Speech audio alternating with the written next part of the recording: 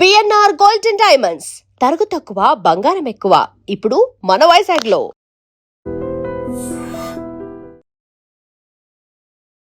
గురుగారు, కర్మ గురించి ప్రతి ఒక్కరూ మాట్లాడతామండి. నాకు ఇప్పుడు ఈ కర్మ గురించి చాలా పెద్ద డౌట్ ఉంటుంది. ఎప్పుడు ఎంతమందిని అడిగినా కూడా తీరని డౌట్. అంటే నేను ఎప్పుడో చేశాను కర్మ, ఆ జన్మకి నాకు ఇప్పుడు సంబంధం లేదనుకుంటాను నేను ఈ దేహం తీసుకున్నాక.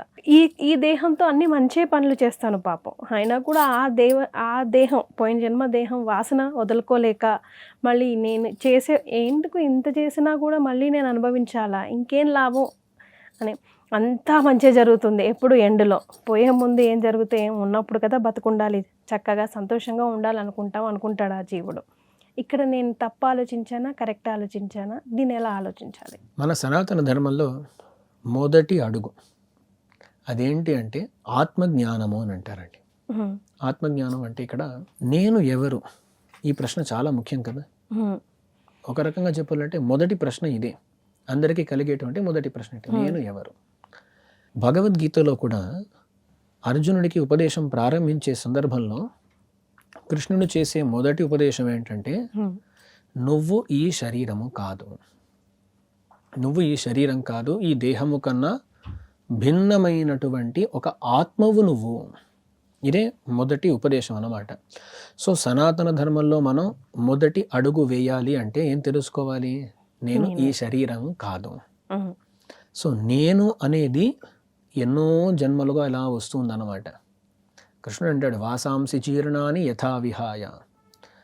అంటే మనం ఒక వస్త్రం ధరించామండి, ఇప్పుడు ఈ వస్త్రం చిరిగిపోయి ఒక స్థితికి చేరుకుందనుకోండి, ఏం చేస్తాం, దీన్ని పారేసి ఇంకో వస్త్రం తీసుకుంటాం, అంతే, మంచి వస్త్రం తీసుకుంటాం. అలాగే ఈ శరీరాలు కూడా వస్తాయి పోతాయి. వస్త్రం మార్చుకున్నంత సులువే ఈ దేహం మారటం కూడా. ఎందుకంటే ఇప్పటిదాకా మనం ఎన్ని దేహాలు తీసుకున్నా మనకు తెలియదు. అనాది కాలంగా వేల సంఖ్యలో, లక్షల సంఖ్యలో, కోటి సంఖ్యలో మన జన్మలు ఉండవచ్చును. ఎన్నో దేహాలు దాటి మనం ఈరోజు వచ్చామన్నమాట. సో మనం ఎవరు అని అంటే మనము ఈ శరీరము కాదు, మనము ఆత్మ.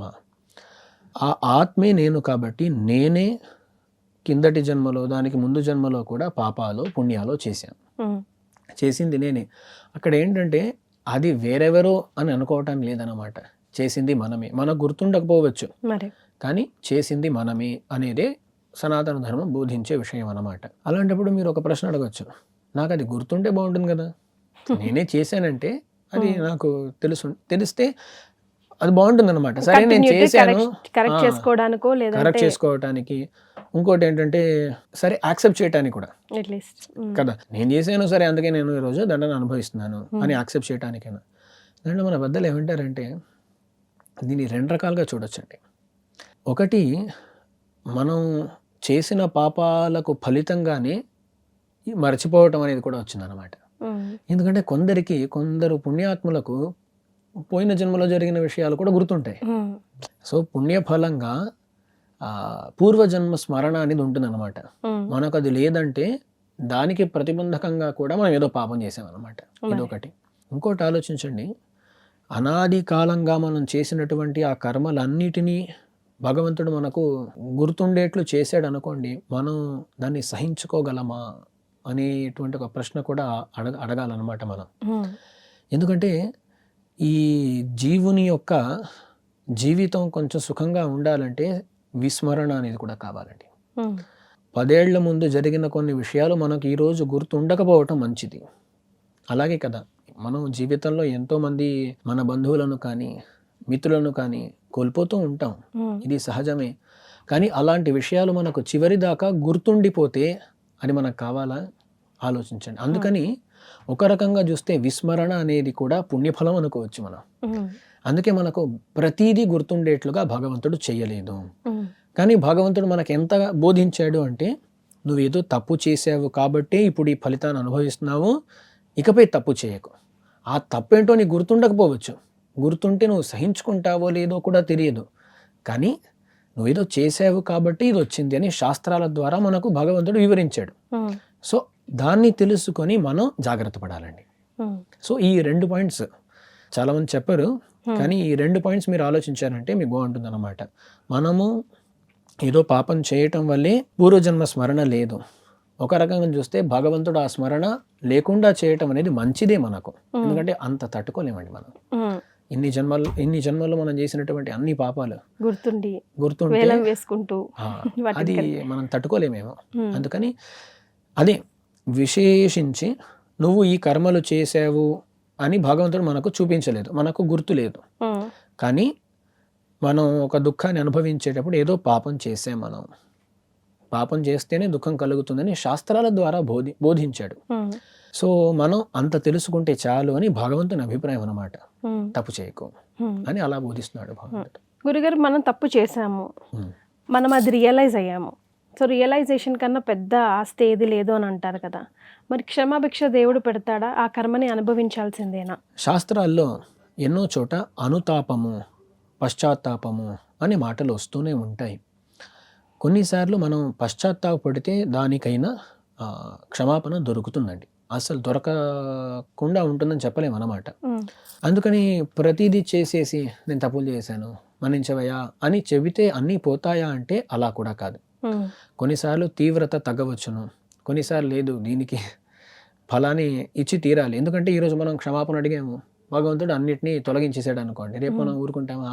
క్షమాపణ ఉంది కదా, మళ్ళీ తప్పు చేసి మళ్ళీ క్షమాపణ అడుక్కుందాం అనేటువంటి భావన కూడా వచ్చేస్తుంది అన్నమాట.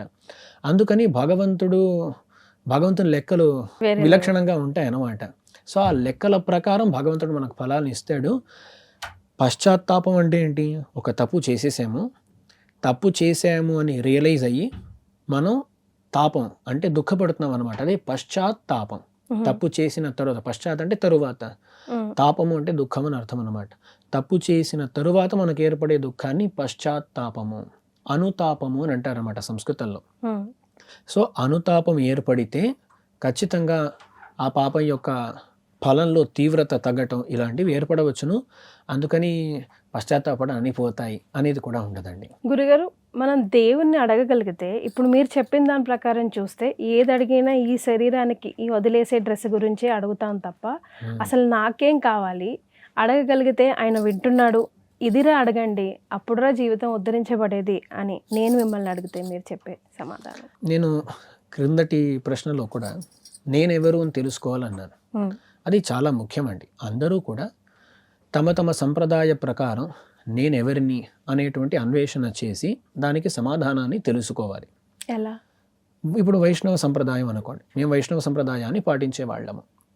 మాకు ఐడెంటిటీ ఏంటి అని అడిగితే మేము ఎప్పుడూ కూడా దాసోహం అనే మాటను వాడుతూ ఉంటాం అన్నమాట. మీరు చూసారంటే వైష్ణవులు ఇద్దరు కలిశారంటే దాసోహం స్వామి అంటారు. అంటే ఏంటి? అహం దాసః. సంస్కృతంలో దాసః అహం రెండు కలిస్తే ఏమైంది? దాసోహం అయిందన్నమాట. సంధి ఏర్పడి దాసోహం అనేది వచ్చింది. అంటే నేను దాసుడను అని అర్థం అనమాట. సో ఒక వైష్ణవుని యొక్క ఐడెంటిటీ ఏంటి? నేను దాసుడను. దాసుడు అంటే ఎవరండి? ఒకరి కోసం పనిచేసేవాడు దాసుడు. ఎవరికి దాసులం మనం అంటే భగవంతునికి దాసులం. సో ఇది తెలుసుకోవాలి అంటే ఏంటి? నేను భగవంతుని కోసం ఉన్నాను, భగవంతుని కోసం సేవలు అందించటం నా కర్తవ్యము అనేటువంటి ఆ భావన కలిగి ఉండాలి. నా కోసం అనేటువంటి ఆ భావన పోవాలి. అది పోయిందనుకోండి జీవితం చాలా సుఖపడుతుంది అన్నమాట. విష్ణు పురాణంలో ఒక వచనం, అనాత్మని ఆత్మబుద్ధిర్యా అస్వే స్వమితి యామతి అవిద్యాతరు సంభూతి బీజమేతద్ ద్విధా స్థితం అని అంటారు. ఈ సంసారం అనేది ఒక పెద్ద వృక్షం అనుకోండి. సంసారం అనేది పెద్ద వృక్షం. అది పెరగటానికి కారణమైనటువంటి బీజాలు రెండు అన్నారు. అదేంటి అంటే అనాత్మని ఆత్మబుద్ధి. ఏది ఆత్మ కాదో దాన్ని ఆత్మ అనుకోవటం. అంటే ఏంటి? ఏది నేను కాదో దాన్ని నేను అనుకోవటం. ఈ దేహం నేను కాదు, ఈ దేహం నశించిన తరువాత కూడా నేను ఉంటాను, ఈ దేహం పుట్టడానికి ముందు కూడా నేను ఉన్నాను. అప్పుడు నేను ఎవరిని అని తెలుసుకోవాలన్నమాట. ఇది మొదటి విషయం. రెండోది ఏంటి అంటే అస్వే స్వమితి యామతి. ఏది నాది కాదో దాన్ని నాది అనుకోవటం. ఈ సంసారం అనేటువంటి పెద్ద వృక్షానికి కారణమైనటువంటి రెండు బీజాలు ఇదే. ఏది నేను కాదో దాన్ని నేను అనుకోవటం, ఏది నాది కాదో దాన్ని నాది అనుకోవటం. మనం ఏమనుకుంటున్నాం? ఈ ఫోన్ ఒకటి ఉందంటే ఇది నాది, ఈ వస్త్రం నాది, ఒక మనం ఉండేటువంటి గ్రహం ఇది నాది, వీళ్ళు నా బంధువులు అని ప్రతి దాని మీద మనకు మమకారం ఉందన్నమాట. సో అహంకారం, మమకారం అంటారు. ఇది నేను కాదో దాన్ని నేను అనుకోవటం, నేను ఎటువంటి వాడను కాదో అటువంటి వాడని అనుకోవటం, నేను స్వతంత్రుణ్ణి, నేను అనుకున్నది చేస్తాను అనుకోవటం, ఇవన్నీ అహంకారంలో భాగంగా వస్తాయి. మమకారం అంటే ఏంటి? ఏది నాది కాదో దాన్నంతా నాది అనుకోవటం. చివరికి మీరు అడగచ్చు, మరి నాదేంటి? మనది ఏది కాదండి, చివరికి ఏది కాదు, అంతా భగవంతునిదే. ఈ రియలైజేషన్ వచ్చేసింది అనుకోండి, ఇదే బీజం అన్నమాట. ఈ బీజం వల్లే అవిద్యాతరు సంభూతి బీజమేతత్ ద్విధాస్థితం అన్నారన్నమాట. ఈ అహంకార మమకారాలు వాటి వల్లే మనం పుణ్యాలు పాపాలు చేస్తూ ఉంటాం. అవి చేయటం వల్ల మనకు దేహాలు కలుగుతాయి, ఈ సంసారం పెరుగుతూ పోతుంది అనమాట. సో మనం వీటిని తొలగించామంటే, అహంకారం మమకారం వీటిని తొలగించామంటే అయిపోతుంది అన్నమాట. అదే మోక్షానికి ప్రథమ అడుగు అని అనుకోవచ్చు అన్నమాట. సో ఏం చెబుతారు అంటే, నేనెవరినో తెలుసుకోండి, నేను భగవంతునికి చెందినవాడను. నీదేంటి అంటే, నాది ఏది కాదు, అంత భగవంతుని సొత్తు. ఈ భావన కలిగిపోయింది అనుకోండి, దాని తర్వాత మనకు ఈ జన్మలో ఇప్పుడే 90% దుఃఖాలని పోతాయి అన్నమాట. ఈ రియలైజేషన్ వచ్చేసిందంటే లోకంలో దుఃఖం ఎందుకు వస్తుందండి? కోరికలు అంటే నాకు ఇది కావాలి, అది కావాలి, ఇది కావాలి అనుకుంటాం, దక్కనప్పుడు బాధ కలుగుతుంది. ఏదో నాది అని మరీ ఎక్కువ మమకారం పెంచేసుకుంటాం, అది పోయినప్పుడు దుఃఖం కలుగుతుంది. అప్పుడు మనము వీటిని కంట్రోల్ చేసుకున్నాం అనుకోండి, సత్యాన్ని బాగా మనం తెలుసుకున్నాం అనుకోండి, దుఃఖాలు మెల్లిమెల్లిగా తొలగిపోతాయి. కానీ పూర్తిగా తొలగడం కోసం మనం మోక్షానికి వెళ్ళాలనుకుంటాం. సో అందరూ కూడా నేనెవరో తెలుసుకోవాలి, నాదేంటో తెలుసుకోవాలి, నా లక్ష్యం ఏంటో తెలుసుకోవాలి. ఈ కొన్ని మౌలిక ప్రశ్నలు ఉన్నాయన్నమాట, వాటికి జవాబులు తెలుసుకున్నారంటే జీవితం ప్రశాంతంగా మారిపోతుంది.